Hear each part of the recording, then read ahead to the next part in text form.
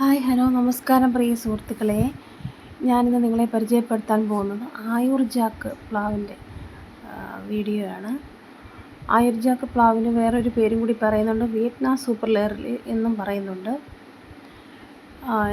ഈ പ്ലാവ് ഞങ്ങൾ നട്ടിട്ട് ഏകദേശം 1 വർഷമാവുന്നതേ ഉള്ളൂ.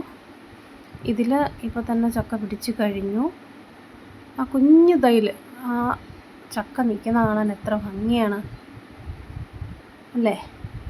ഇതുപോലെ നമുക്ക് വീടുകളിൽ നടാൻ സാധിക്കുന്നതാണ് ഈ ആയുർജാക്ക്. അധികം സ്ഥലം വേണ്ട എന്നതാണ് ഇതിൻ്റെ ഒരു പ്രത്യേകത. ഇതും ഒരു ആയുർജാക്കിൻ്റെ പ്ലാവ് തന്നെയാണ്. ഇത് ഇച്ചിരി കുറച്ച് വലിപ്പമായ പ്ലാവാണ്. ഇത് കുറേ വർഷമായി നട്ടിട്ട്, ഏകദേശം 3 വർഷത്തോളമായി. ഇതിൽ ഒരുപാട് ചക്ക പിടിച്ചിട്ടുണ്ട്. ഇപ്പോൾ ഒരു സീസൺ കഴിഞ്ഞതേ ഉള്ളൂ. ഇതിപ്പോൾ നെക്സ്റ്റ് സീസണിലെ ചക്കയാണ് പിടിക്കുന്നത്. ഞങ്ങൾക്ക് ഈ വീട്ടിൽ ഒരുപാട് ആയുർജാക്കിൻ്റെ പ്ലാവ് തൈകൾ ഞങ്ങൾ നട്ടിട്ടുണ്ട്. അതുകൊണ്ട് ഞങ്ങളുടെ വീട്ടിൽ ചക്കയ്ക്ക് ഒരു ക്ഷാമവും ഇല്ല.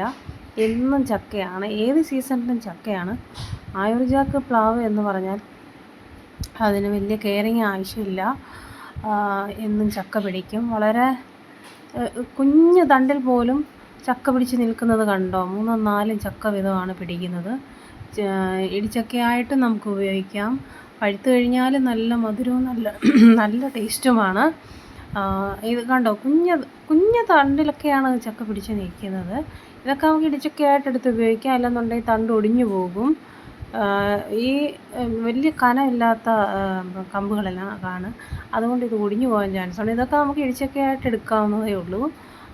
നല്ലതാണ് ഇടിച്ചക്ക. പല രീതിയിൽ നമുക്ക് എടുക്കാം. ഇടിച്ചക്ക തോരൻ, ഇടിച്ചക്ക വെച്ച് ഫ്രൈ, മെഴുക്ക് പുരട്ടി, എല്ലാം എന്ത് വേണമെങ്കിലും ഉണ്ടാക്കാം. തീയൽ, എന്ത് വേണമെങ്കിലും നമുക്ക് ഉണ്ടാക്കാം. അപ്പോൾ ഞങ്ങൾ ആയുർജാക്കിൻ്റെ ഒരു പ്ലാവിൻ്റെ കളക്ഷൻ തന്നെയുണ്ട്. എൻ്റെ തൈകൾ ഞങ്ങൾക്ക് വിൽപ്പനയ്ക്കുണ്ട്. അപ്പോൾ താങ്ക്സ് ഫോർ വാച്ചിങ്.